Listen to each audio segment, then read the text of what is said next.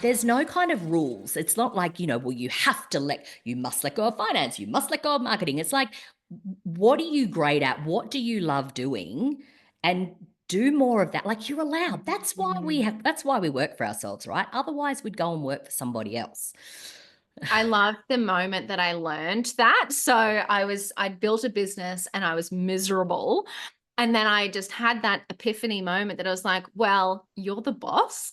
Yes, you're You get to allowed. pick. Yes. And that I work with so many women who have built these beasts of a business that they Mm, don't even recognize because they've followed that sort of stereotypical, cliched pathway to success. It's like yeah, stopping trading time for money, create an online program, build up, have staff and team and all the problems that come with that.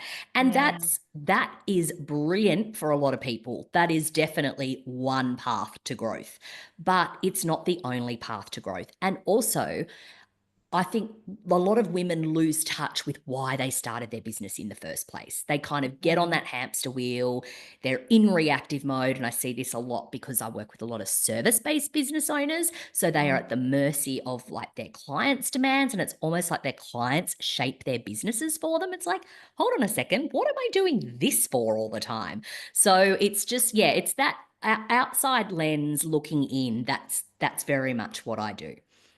Yeah, and I love how you talked about really identifying those areas because I think that one thing that you said around we are in the weeds, like we are in the day to day, you almost can't even see a path forward. I do love that idea of firstly identifying everything that you're doing and perhaps just picking off one small item. And it's almost like when you see that one thing, someone else do that thing, you're like, oh my gosh, what else could I outsource, you know? How else And could I solve this problem?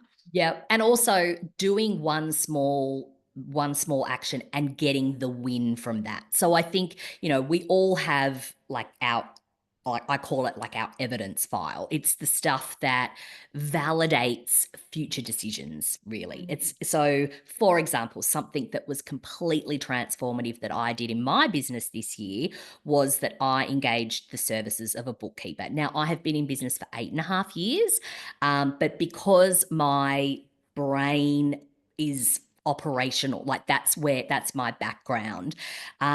It's never been an issue for me. I've always happily done my own invoicing, done my reconciliations, all of that sort of thing. But because my business was growing, what used to take me kind of an hour on a Friday, it was expanding, it was bleeding through the week. And it was one of those things that I kept putting on the back burner because I was mm, in delivery mode. And it was like, oh God, I've done all this work and I have an invoice. Like, yeah. do as I say, not as I do. Yeah.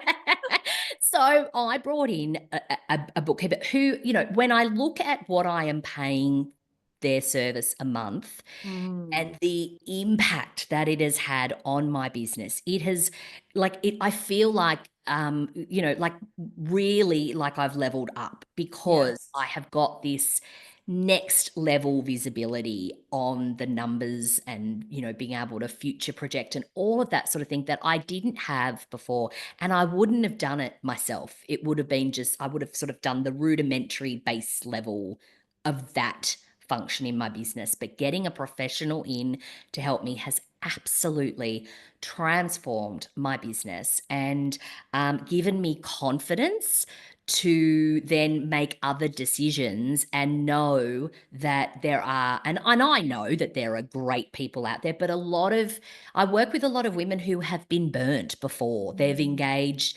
a service provider it's not just finance side of things. It could be, a web designer, it could be a social media manager, it could be an executive assistant where it hasn't gone so well. And so then they just shut down any idea of bringing anybody else ever into their business because that one time didn't work.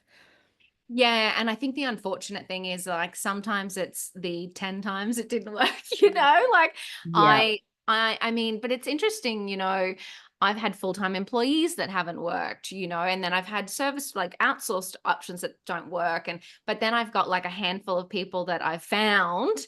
And Yeah. once they're good, you'll slowly ratchet up what they can do. And I'm like, Yes. I will love you and I will never let you go, Yes, you're not going anywhere. Yeah. Yes, that's So it right. kind of is a bit of a, you've got to think of it in context of, I tried that marketing campaign and it didn't work. So I'm going to try something else. You wouldn't say, well, I posted on Instagram once and I didn't make $1 million. So therefore Instagram doesn't work. You wouldn't say that about something like marketing. So why say it about something like outsourcing operational activities? That's right. It's so true. But I think there is when you're working for yourself, there's so much at stake, right? And Yeah. coming back to that example of when you're working in corporate, there's so Mm, many layers of infrastructure. If one thing doesn't work, there's all this kind of scaffolding around you to prop you up so the whole mm. company doesn't collapse if one person forgets to, I don't know, do the pay run or something like that. I'm sure there would Yeah. be an uproar in a big corporation, Yeah. If people are but telling you about it. there's Yeah. layers of checking, right? So but for small business owners, it's like if you invest time and energy and money in training someone and then they Mm, don't work out, it's natural to feel yeah. like despondent and like it's not worth trying again. But like it's like finding a life partner, like you've got to Yeah. kiss a lot of frogs sometimes, or you could get it right the first time. Who knows? Or it could be right for a long time. And I see this sometimes because we are Mhm. talking about humans. It could be right for a Yeah. long time. They could be absolutely brilliant until they're not. And it's recognizing when to when to kind of cut the cord and know that you are worthy of great support in your business. That is a lot of the work that I do with people, is to help them realize that A, there's great people out there, but B, that they are deserving of them.